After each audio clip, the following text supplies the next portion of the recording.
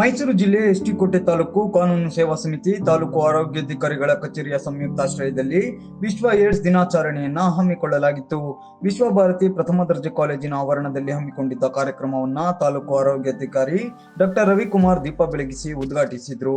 ಈ ವೇಳೆ ಮಾತನಾಡಿದ ಅವರು, 1988ರಿಂದ ಪ್ರತಿ ವರ್ಷ ಡಿಸೆಂಬರ್ 1ರಂದು ವಿಶ್ವ ಏಡ್ಸ್ ದಿನವನ್ನು ಆಚರಿಸಲಾಗ್ತಾ ಇದೆ.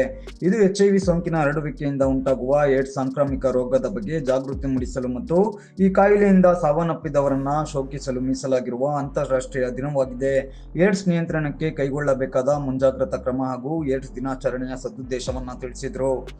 ಕಾರ್ಯಕ್ರಮದಲ್ಲಿ ವಕೀಲರ ಸಂಘದ ಅಧ್ಯಕ್ಷ ನಾಗರಾಜು, ವಿಶ್ವಭಾರತಿ ಪ್ರಥಮ ದರ್ಜೆ ಕಾಲೇಜಿನ ಸಂಯೋಜಕರಾದ ಶಿವರಾಜು, ಪ್ರಾಂಶುಪಾಲರಾದ ಕಂದಸ್ವಾಮಿ, ವಕೀಲರಾದ ನಾಗಶ್ರೀ, ಫಣಿರಾಜು, ಅಭಿಕುಮಾರ್ ಸೇರಿದಂತೆ ಇನ್ನಿತರರೊಂದಿಗೆ ವಿದ್ಯಾರ್ಥಿಗಳು ಉಪಸ್ಥಿತರಿದ್ದರು. ವಿದ್ಯಾ ಸಂಸ್ಥೆಯ ವಿಶ್ವ ಏಡ್ಸ್ ದಿನಾಚರಣೆಯನ್ನ ಹಮ್ಮಿಕೊಂಡಿದ್ದೀವಿ.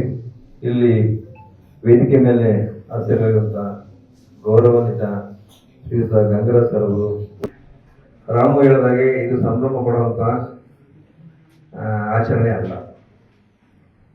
ಇದು ಸಂಭ್ರಮ ಪಡುವಂತ ಆಚರಣೆ ಇಲ್ಲ. 1988ರಲ್ಲಿ WHO ಇದು ವಿಶ್ವದಾದ್ಯಂತ ವಿಶ್ವ ಏಡ್ಸ್ ದಿನಾಚರಣೆಯನ್ನ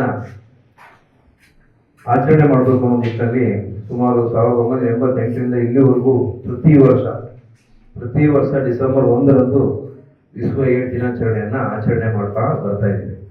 ಪ್ರತಿಯೊಂದು ವರ್ಷನೂ ಪ್ರತಿಯೊಂದು ಘೋಷಣೆಯನ್ನ ಇಟ್ಕೊಂಡು ನಾವು ಮಾಡ್ತಾ ಇದ್ದೀವಿ. ಯಾಕಂದ್ರೆ ಒಂದು ರಾಷ್ಟ್ರೀಯ ಕಾರ್ಯಕ್ರಮವನ್ನ ರಾಷ್ಟ್ರಾದ್ಯಂತ, ರಾಜ್ಯಾದ್ಯಂತ, ಪ್ರಪಂಚಾದ್ಯಂತ ಆಚರಣೆ ಮಾಡ್ತಾರೆ ಅಂದ್ರೆ ಅದರಿಂದ ಯಾಕೆಂದ್ರೆ ಅಷ್ಟು ಇಂಪಾರ್ಟೆನ್ಸ್ ಅದ್ರಲ್ಲಿ ಇರ್ತದೆ. ಯಾಕಂದ್ರೆ ಅದರಲ್ಲಿ ಸಾವು ನೋವುಗಳು ಮತ್ತೆ ಸೊಸೈಟಿಗೆ ತಲುಪ್ತಿರುವಂತ ವೆಚ್ಚ, ಸಾವು ನೋವುಗಳ ಬಗ್ಗೆ ತಿಳಿದು WHO ಅವರು ಇದು ನ್ಯಾಷನಲ್ ಕಾರ್ಯಕ್ರಮವಾಗಿ 1988ರಲ್ಲೇ ಇದನ್ನ ತಂದ್ರು.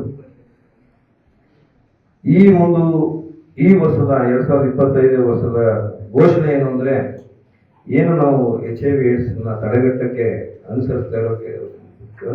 ಅನುಸರಿಸೋದಕ್ಕೆ ಏನು ಅಡೆತಡೆಗಳಿವೆ ಅವನ್ನೆಲ್ಲ ನಿವಾರಿಸೋಣ ಅನ್ನೋದು ಈ ವರ್ಷದ ಘೋಷಣೆ ಆಗಿದೆ.